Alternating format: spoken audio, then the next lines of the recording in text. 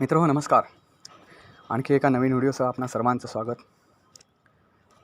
मित्रहो, आजच्या काळातला माणूस हा खूप नाटकीपणानं वागायला लागला आहे. आपल्या अवतीभोवती असणारी माणसं तर आपल्याला दिसतातच, पण मित्रहो, हा तुम्ही किंवा मी असा प्रश्न नाही, तर जाल तिकडे माणसं अशीच आपल्याला सापडतात. आपण किती मानवतावादी आहोत हे सांगण्यात त्यांचा दिवस जातो, पण हे सांगताना ते मानवतावादी दृष्टिकोनातलं एकसुद्धा वाक्य किंवा एकसुद्धा शब्द आचरणात आणत नाही. मित्रहो, या पृथ्वी तलावर म्हणण्यापेक्षा आपल्या शेजारच्या देशामध्ये एका ठराविक जमातीवर होणाऱ्या अन्याय अत्याचाराची कहाणी मी आज तुम्हाला सांगणार आहे.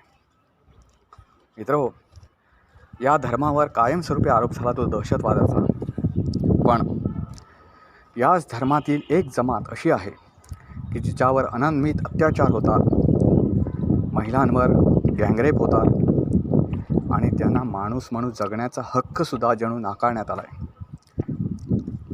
ती एक जमात आहे रोहिंग्या मुस्लिम समाज. मित्रहो, त्यांचा हक्क जो नाकारण्यात आला त्याचविषयी मी आपल्याला आज माहिती देणार आहे या व्हिडिओतून. ब्रह्मदेशातील म्हणजे जो आजचा म्यानमार देश आहे, त्या म्यानमारमधील आशकान प्रांतात गेली अनेक शतके राहत असलेली जमात म्हणजे ही रोहिंग्या जमात. रोहिंग्यांच्या इतिहासाची सुरुवात जर पाहिली तर ती 16व्या शतकात होते. म्यानमारच्या पश्चिमेला वसलेले राखीन हे राज्य होते, त्याला अर्कानसुद्धा म्हणतात. या राज्यात मुस्लिमांचे वास्तव्य होते. 1826मध्ये पहिल्या अँग्लो बर्मा युद्धानंतर अर्कान ब्रिटिशांच्या ताब्यात आले. युद्धातील विजयानंतर ब्रिटिशांनी बंगालमधून म्हणजे जो सध्याचा बांगलादेश आहे तिथून मुस्लिम मजुरांना अर्कानमध्ये आणण्यास सुरुवात केली आणि हळूहळू राखीनमध्ये मुस्लिम मजूर लोकसंख्या वाढत गेली. बांगलादेशातून आलेल्या आणि राखीनमध्ये स्थायिक झालेल्या मुस्लिम लोकसंख्येला रोहिंग्या असं म्हणतात. 1948मध्ये म्यानमारमधील ब्रिटिश राजवट संपुष्टात आली आणि तो एक स्वतंत्र देश म्हणून अस्तित्वात आला. तेव्हापासून म्यानमारमधील बहुसंख्य बौद्ध लोकसंख्या आणि मुस्लिम लोकसंख्येमध्ये वाद सुरू आहे. रोहिंग्यांची वाढती संख्या पाहून म्यानमारच्या विन सरकारनं 1982मध्ये देशात नवीन राष्ट्रीय कायदा लागू केला. या कायद्यात रोहिंग्या मुस्लिमांचा नागरिकत्वाचा दर्जा रद्द करण्यात आला. तेव्हापासून म्यानमार सरकार रोहिंग्या मुस्लिमांना देश सोडण्यास भाग पाडत आहे. बांगलादेश आणि भारतात घुसखोरी करून हे रोहिंग्या राहत आहेत. भारताला स्वातंत्र्य दिल्यानंतर वर्षभरातच 1948 साली ब्रिटिशांनी ब्रह्मदेशालाही स्वातंत्र्य दिलं.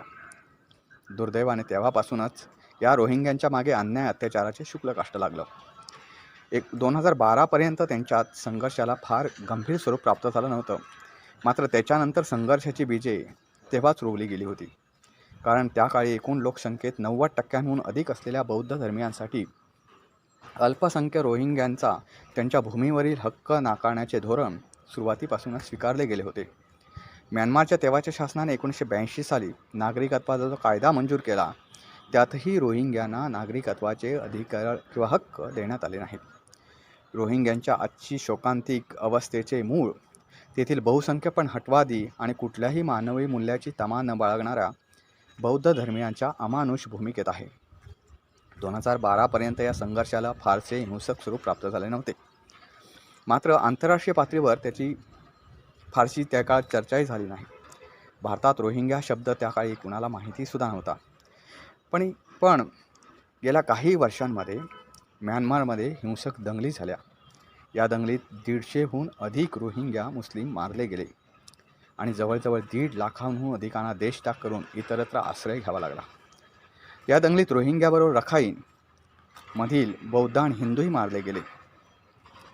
मात्र ही दंगल मुस्लिम विरुद्ध हिंदू अशी नव्हती, तर धर्मवादी विरुद्ध विद्वेषी विचारांच्या आहारी गेले शासन, त्यांना पाठिंबा देणारी आणि विद्वेषी भावनांनी प्रभावित झालेली बहुसंख्य बौद्ध जनता यांच्यातील हा संघर्ष होता आणि तो आजसुद्धा चालू आहे. अर्थात या दंगलीची झळ अल्पसंख्याकांना म्हणजे इतर अल्पसंख्याक जे होते त्यांनासुद्धा बसली. तरी त्यावेळी रोहिंग्यांच्या प्रश्नांवर फारशी चर्चा झाली नाही.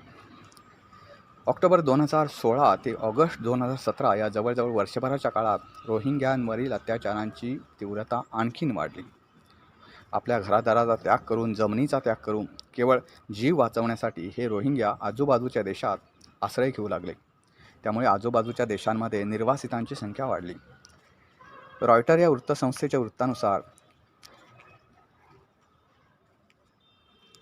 14 लाख रोहिंग्याने म्यानमारमधून पळ काढलाय.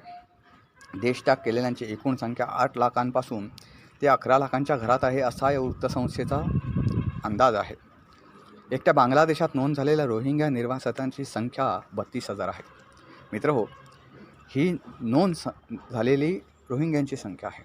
त्यापेक्षासुद्धा खरी लोकसंख्या ही खूप आहे असं म्हटलं जातं. भारतात 40,000 निर्वासित रोहिंग्या राहत आहेत. ही सर्वसामान्य संख्या आहे. याशिवाय मलेशिया, इंडोनेशिया आणि थायलंड या देशात आश्रय घेतलेल्या रोहिंग्यांची संख्या काही हजारांच्या घरात आहे. संयुक्त राष्ट्राच्या हाय कमिशनर ऑफ रिफ्युजीजच्या अंदाजानुसार ही संख्या 25,000च्या घरात आहे. हे निर्वासित जलमार्गाने त्या देशात पोचले. मित्रहो, हा प्रवास जरी आपल्याला वर करणे चांगला वाटत असला तर तुम्ही त्याची भीषणता जर पाहिली तर एकेका बोटीवर मुंगीसुद्धा शिरू शकणार नाही. इतक्या दाटीवाटीनं हे लोक देशांतर करताना बोटीवर असे दाटीवाटीनं उभे राहतात. त्यातला एखादा रोहिंग्या, मग ते लहान मूल असेल, महिला असेल, एखादा पुरुष असेल, समुद्रात पडला की मरून जातो. त्यांच्यासाठी त्यांना रडण्यासाठी सुद्धा कोणापाशी वेळ नाही. इतकी या रोहिंग्यांची भयानक अवस्था आहे. मानवी वाहतूक करणाऱ्या लोकांनी त्यांना आपल्या बोटीतून त्या देशात पोचवले. काही लोकांना यामध्ये प्राणसुद्धा गमावा लागला. इंडोनेशियात जाणाऱ्यांपैकी 100, मलेशियात 200, तर थायलंडमध्ये जाणाऱ्या लोकांपैकी 10 लोकांचा मृत्यू झाल्याचं सांगितलं जातं. या समस्येचे गांभीर्य तर सर्वांनाच कळले आहे आणि सगळ्यांनाच या समस्येचे गांभीर्य मान्य आहे. मतभेदाचा मुद्दा वेगळाच आहे. देशाच्या सुरक्षितेचा मुद्दा या रोहिंग्यांच्या मुद्द्यापेक्षा खूप महत्त्वाचा आहे असे अनेक देश बोलतात. तरीसुद्धा रोहिंग्या मुस्लिम हे सुद्धा एक माणूस आहेत आणि त्यांचा मानवी दृष्टिकोनातून विचार केला तर त्यांना माणूस म्हणून जगण्याचा हक्क आहे. पण मित्रहो, कोणताही देशाचा शिक्का त्यांच्या नावावर नाही. आपल्या देशानं आपल्याला काय दिलं असं आपण नेहमी म्हणतो. मित्रहो, एक लक्षात घ्या, रोहिंग्यांच्या कपाळावर कुठल्याही देशाचा शिक्का नाही. ते कुठल्या देशाचे आहेत कोणालाच माहिती नाही, कारण त्यांची जबाबदारी कुठलाही देश घेत नाही. मित्रहो, असं सांगा, त्यांना कुठल्या योजनेचा तर लाभ मिळतच नाही, पण जगण्याचा हक्कसुद्धा नाकारला जातो. आपण आता या पुढच्या ह्याच्यामध्ये ते आपण पाहणार आहोत की त्यांच्यावर कसे अत्याचार होतात. आणि तुम्हालाही माहिती आहे, शासनाविरुद्ध लढणं हे सोपं काम नाही आहे. मित्रहो, या विषयावर जशी चर्चा व्हायला पाहिजे तशी ती होत नाही. रोहिंग्याचे वस्तीस्थान असलेला आजचा रखाईन प्रांत पूर्वी आराकान या नावाने ओळखला जायचा. हा प्रांत पॅगन साम्राज्याला लागून असला तरी तो स्वतंत्र राहिला आहे. इतकेच नव्हे तर पॅगन साम्राज्याचा अंत झाल्यानंतर देखील तेथील सत्तेवर असलेल्या टॉंगू घराण्यातील सम्राटांनी तो प्रांत जिंकता आला नाही. या सर्व धुमशक्तीच्या काळातही तेथे कोणी मुस्लिम व्यापारी किंवा आक्रमक झाल्याची नोंद इतिहासात सापडत नाही. मग प्रश्न असा उठतो की हे रोहिंग्या मुस्लिम आले कुठून? तर 1886 ब्रिटिशांनी ब्रह्मदेश जिंकला व भारतीय साम्राज्याचा एक प्रांत म्हणून पूर्व बंगालला तो जोडला. तेव्हापासून बंगाल आणि ब्रह्मदेश यांचा व्यापार, व्यवसाय व नोकरीधंदा अशा विविध पातळीवर अभिसरण सुरू झालं. आजच्या रखाईन प्रदेशाला आणखी एक राजकीय पदर आहे. या प्रदेशातून चीनच्या गॅस लाईन्स जातात. त्याशिवाय चीनचे काही भविष्यकालीन प्रकल्पही या प्रदेशात कार्यान्वित होणार आहेत. या प्रकल्पाला म्यानमार सरकारचा पाठिंबा आहे. आता या सर्व गोष्टींमध्ये अडथळा आहे तो तेथे राहत असलेल्या रोहिंग्यांचा. या प्रदेशात वास्तव्य करीत असलेल्या रोहिंग्यामुळे गॅस लाईनच्या विकासाला मर्यादा पडल्या आहेत आणि गॅस लाईनसारख्या ज्वालाग्राही पदार्थाला रोहिंग्यांच्या तेथील वास्तव्याचा आणि वावराचा गंभीर धोका आहे. तेव्हा रोहिंग्यांचा नागरिकत्वाचा हक्कच नाकारून त्यांना तेथून हाकलून देणं ही सर्वात सोपी गोष्ट आहे. अशावेळी ज्यांना नागरिकत्व नाकारलेलं आहे अशा 2% रोहिंग्या मुस्लिमांना लक्ष्य करणं ही काय फार अवघड गोष्ट नाही. त्यामुळे वर्षानुवर्षे वापरत असलेली क्लुप्ती ब्रह्मदेश सरकारनं वापरली. अतिरेकी विचारांच्या अरिकान रोहिंग्या सॉल्वेशन आर्मीनं म्यानमार सुरक्षारक्षक छावणीवर केलेल्या हल्ल्याच्या निमित्ताने लष्कराने रोहिंग्या सफाई अभियानच राबवण्यास सुरुवात केली. हेलिकॉप्टरमधून रोहिंग्या वस्त्यावर जोरदार गोळीबार व बॉम्ब वर्षाव करण्यात आला. त्यात जे मेले ते सुटले असे म्हणावं लागेल, कारण जे वाचले त्यांच्या हालाला परिसीमा राहिली नाही. जे पळेच सुटले त्या निशस्त्र सामान्य लोकांवर, बायका, मुलं, वृद्धांवर समोरून आलेल्या लष्करी जवानांनी स्वयंचलित बंदुकांमधून अंधाधुंद गोळीबार केला. हजारो लोकांची कत्तल झाली. हा संहार इतका भयानक होता की संपूर्ण रखिंगे प्रांतातील रोहिंग्यांनी भीतीमुळे मोठ्या प्रमाणावर म्यानमार सोडून बांगलादेश आणि भारतात यायला सुरुवात केली. हा लोंढा मोठ्या प्रमाणावर बांगलादेशात जाऊ लागल्यानं बांगलादेशावर त्याचा दबाव वाढला आहे. भारतात अनेक तज्ज्ञ या लोंढ्यांबाबत भारताने कठोर भूमिका घ्यावी असं म्हणत आहेत. मात्र कठोर भूमिका म्हणजे नेमकी काय ते मात्र कोणीच सांगत नाही. स्वतःच्या देशात नागरिकत्व नाकारलेल्या आणि लष्कराद्वारे प्रचंड नरसंहार करून हुसकावून लावलेल्या लोकांना आपल्या लष्कराने सीमेवर गोळ्या घालायच्या की म्यानमारवर राजकीय दबाव टाकून हा नरसंहार थांबवायला सांगायचं, याचं उत्तर आज तरी 4 चौघात कोणीच देत नाही.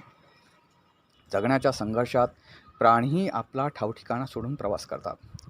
लाखो लोकांचे जथ्थेच्या जथ्थे कच्च्या बच्चांसह जगण्याच्या शोधात बेघर होऊन भटकत असतील तर कठोर कशाला म्हणायचे हा खरा प्रश्न आहे. जो सिरिया सोडून युरोपात घुसणाऱ्या निर्वासितांच्या बाबतीतसुद्धा युरोपीय देशांसमोर उभा राहिला आहे. अलान कुर्दी या 3 वर्षाच्या निष्पाप मुलाचा भूमध्य समुद्राच्या किनाऱ्यावर निपचिप पडलेल्या मृतदेहाचं छायाचित्र जगभरात प्रसारित झालं आणि त्यावर अख्खं जग हळहळलं. रोहिंग्यांच्या कहाण्यांमुळे पुन्हा एकदा जागतिक पातळीवर चर्चा होणार की यातून काही ठोस उपाय निघणार हे मात्र सध्या तरी अनुत्तरीच आहे. मित्रहो, भारतातसुद्धा रोहिंग्यांची संख्या काही कमी नाही. या विषयावर सर्वोच्च न्यायालयात एक याचिका दाखल करण्यात आली होती.